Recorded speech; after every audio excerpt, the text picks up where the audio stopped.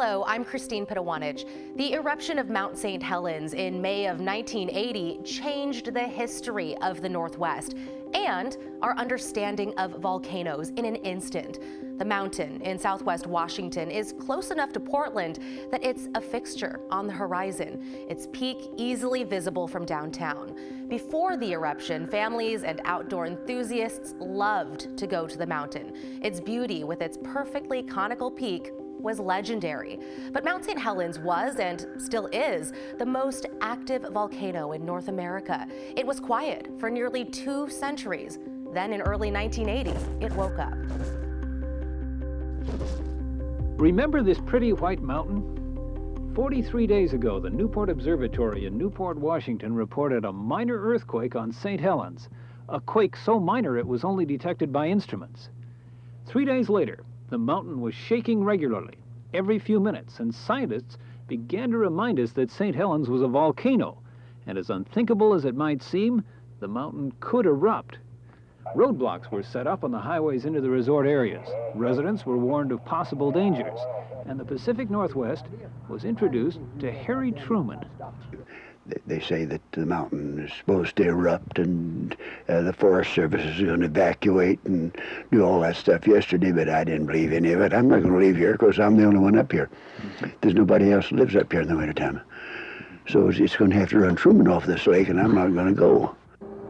Thursday, March 28th, KGW's cameras were the first to spot this. A crater had appeared on the summit of St. Helens, and steam and ash were spewing out. Each clear day, we'd return to see something changed on the mountain. For a time, there were 2 craters. Then they merged into one giant hole that grew deeper by the day. A new phrase appeared in our reports, harmonic tremor, the geologist's term for the signs of molten rock moving within the mountain. Harmonic tremors were the harbingers of a lava eruption we were beginning to expect.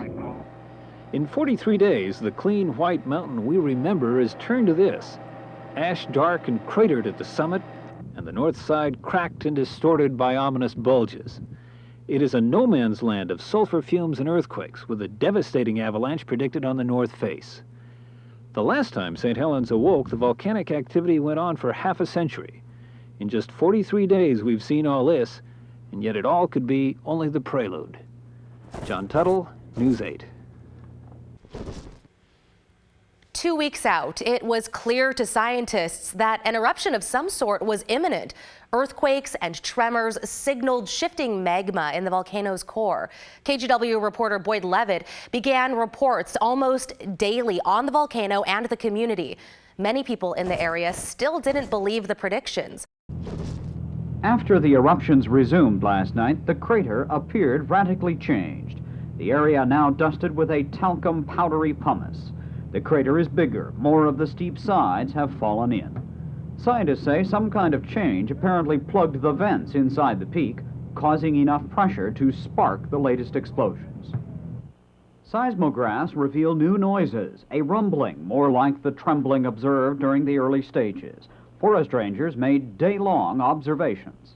There has been quite a bit of ash, at least since yesterday afternoon late, because the upper sides of the mountain are pretty black in some places.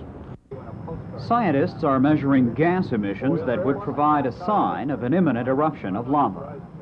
News 8 has learned today that the White House wants to know if there is a worst-case volcanic eruption that would cause the president to declare an emergency and send in more federal help. News 8 also learned today that federal disaster planning officials have met during the day with scientists from the U.S. Geological Survey and with U.S. Forest Rangers to do the homework for the White House. In Vancouver, Boyd Levitt, News 8. The scientists are arguing over the exact size of the latest big shocker overnight. One report has it at 5.1 in the Richter scale, another at 4.9. But there's no mistake, it's one of the biggest shockers to rattle the peak. And experts are once again hearing those mysterious harmonic tremors. That's the kind of sloshing around in the mountain crevasses of molten rock. Residents in the western suburbs of the city have been reporting they feel some of the big earthquakes. Scientists explain the ground here contains a pudding-like earth layer that jiggles when big earthquakes hit the Cascades. And it's common that residents of Aloha or Hillsborough might feel the volcanoes quaking. The big bulge on the north side of the volcano continues to expand northward 5 feet or so each day. Steam and ash pour out sporadically at low-level eruptions. No reports of lava. No one is making any predictions. 9:26 a.m. The big quake shook at 5 on the Richter scale. It's the second time in recent days the mountain has rumbled that strong. Over the last month and a half, the number of smaller quakes has decreased. The number of big ones slightly increased. And the last few days, there have been even stronger quakes. Perhaps those little ones were more related to some kind of a background stress that was there earlier. Dr. Ansel Johnson is an expert on the influence of the tides on volcanoes. The time of eruption of the very liquid materials sometimes are controlled by the daily variation in earth tides. May 21st, a week from Wednesday, the sun and moon line up in position for a strong pull on the crust of the earth at the volcano.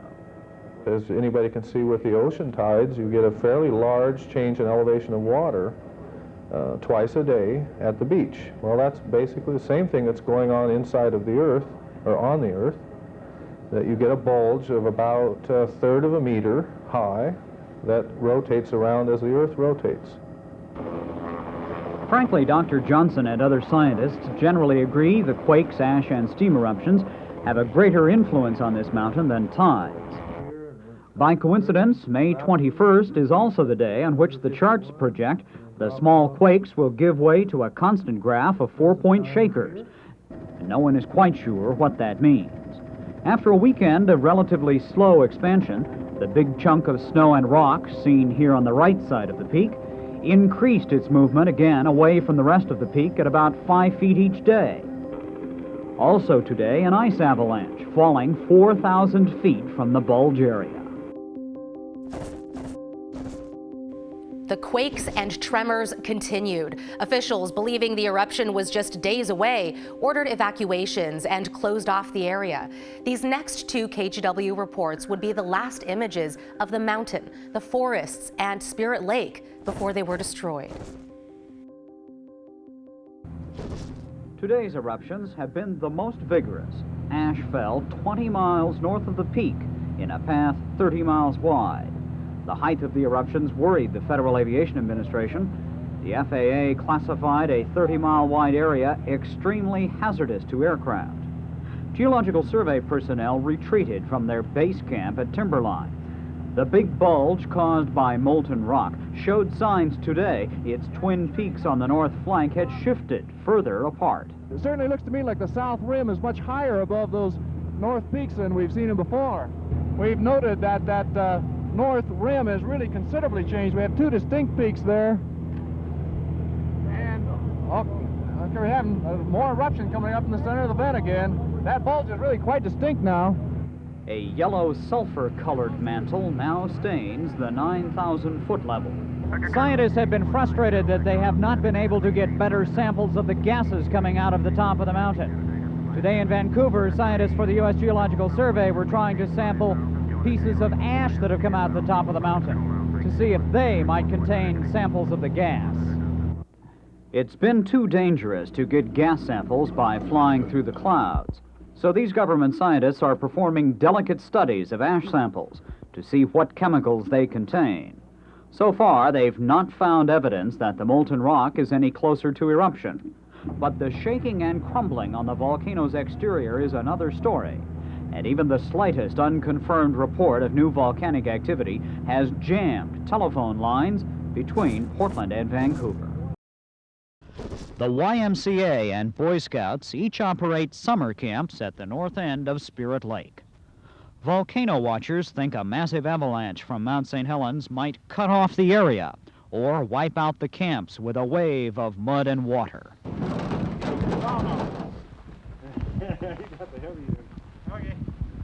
Camp supervisors were permitted into the volcano-restricted area today. They came to haul out valuables, boats, canoes, tents, the sort of things that have made Spirit Lake a paradise for young people. over in there? We're going to have these 2 canoes and 2 boats. We'll have as many as we can get in, canoes, and 3 sailfish from the Y camp, plus all the loose gear, backpacking gear, and the rest that we can carry out of it. It was the first time camp leaders were allowed into the danger zone. They told us hundreds of young people were scheduled for this year's camps, but it's too risky for anyone to stay here right now. And with the evacuation of these men and their camp equipment, 84-year-old Harry Truman is the only one left with boats in the water at Spirit Lake. The Spirit Lake Boy Scout Camp opened in 1955. Today, they abandoned the place indefinitely, and they will leave it up to the volcano to help them decide when and if they will reopen. That last KGW report was from Thursday, May 15th, 1980, just 3 days before the eruption. When we come back, we'll have the live radio reports detailing Mount St. Helens eruption, moment by moment.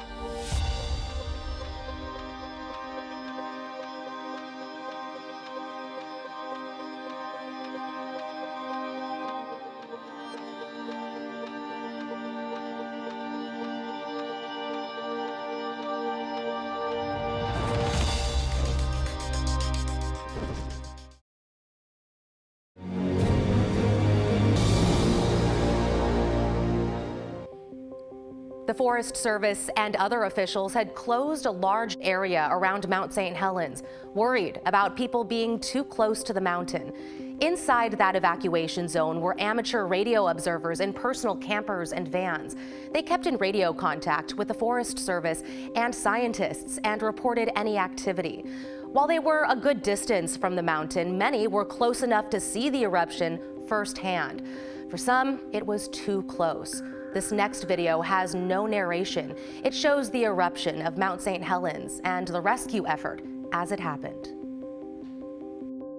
Oh, I just felt an earthquake and just shaking. There's a hope.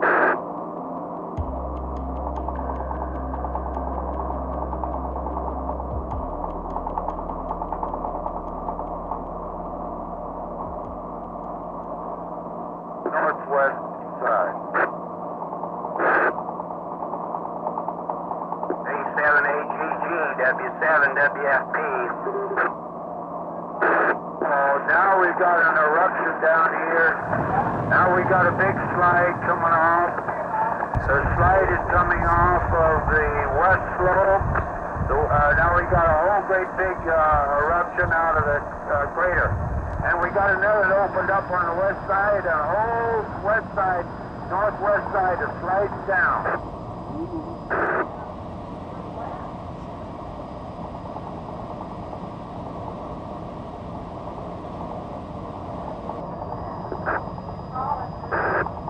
Keep going, Jerry.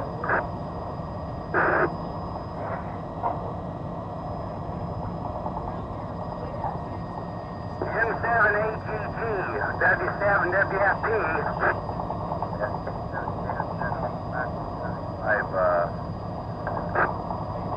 All right, we got it, boy. The whole northwest section and north section blowing up, trying to coming up over the ridge towards me. I'm going to back out of here.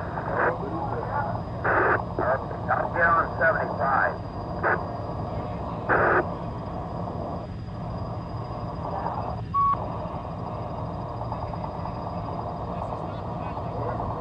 WB7TZF on Highway 12. Gentlemen, the camper and the car setting over to the south of me is covered. They're going to get me too.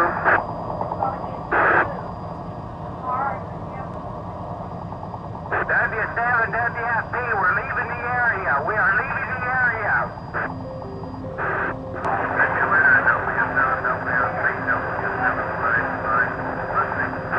Which way are you going out? It is KWBG.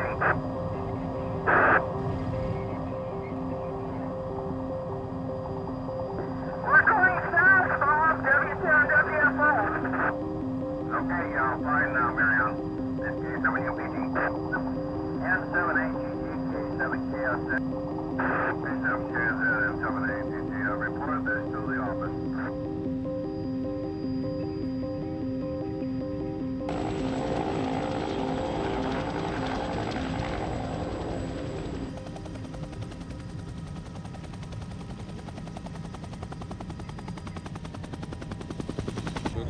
some guys landed in Ellensburg, didn't they?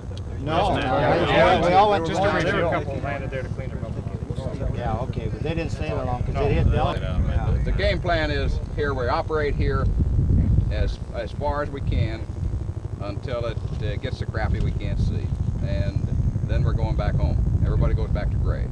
Okay. And but don't get too far away because we'll come right back tomorrow, I'm sure. Sure.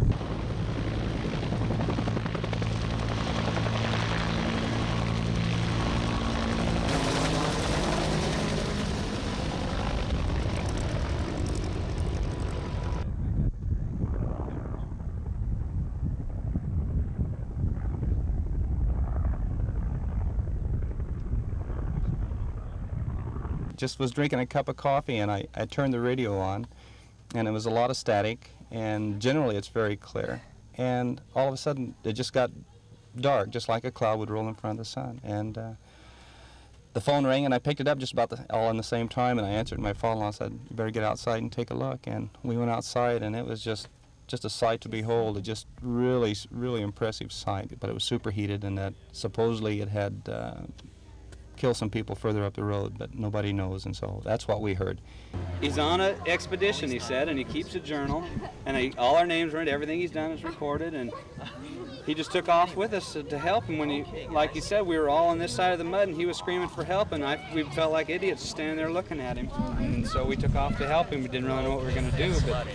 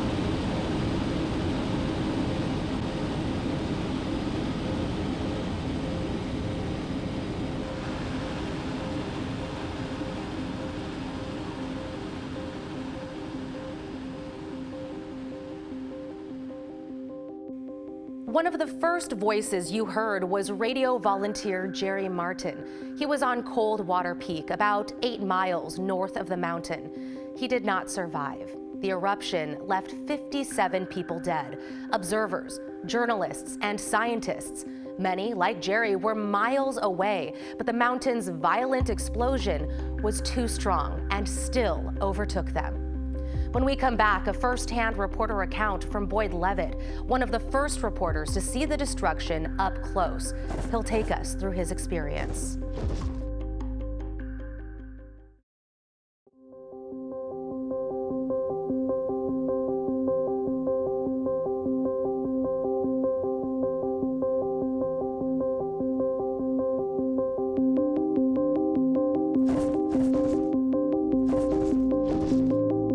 This is a special report of the King Broadcasting Network, live from KGW News 8 in Portland, Oregon. First, we take you live to Amboy, Washington, where reporter Boyd Levitt is standing by in the shadow of Mount St. Helens. Boyd?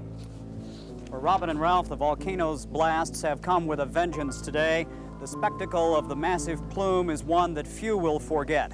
With a little bit of wind from the west late today, we can get a little better view of it this afternoon than we had earlier in the day to see that the conically shaped top of the mountain is now gone. That in fact there's a rounded appearance to the top of the volcano.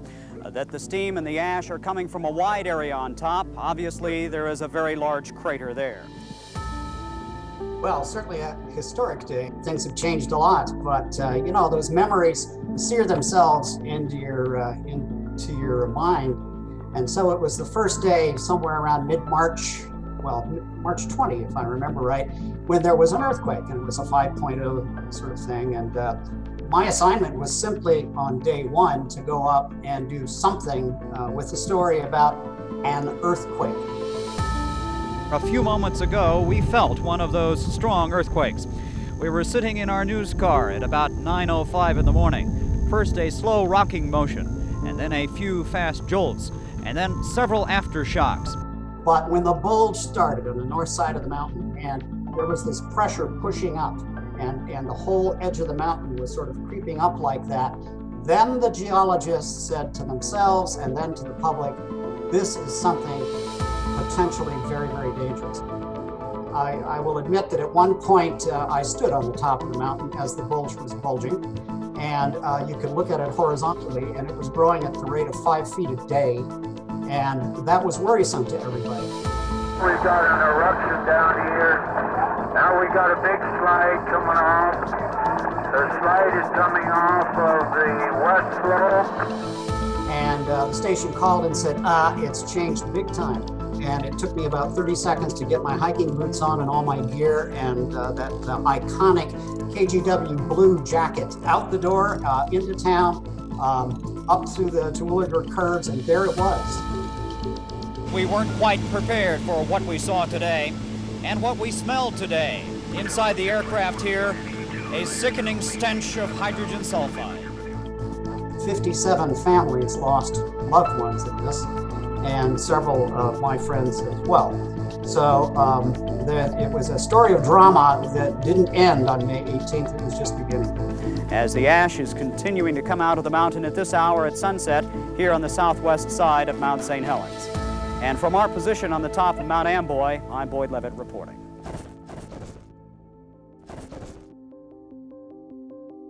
The Mount St. Helens National Monument was created in 1982. 110,000 acres were set aside as a living science experiment, learning and recreation area. As the mountain and wilderness rebuilds and renews itself, we can watch as life returns to the barren landscape. If you'd like to catch all our stories on Mount St. Helens, you can watch here on KGW Plus or go to our YouTube channel where we have a dedicated playlist. You can also visit our website for links and resources. For KGW News, I'm Christine Pitawanich. Thanks for watching.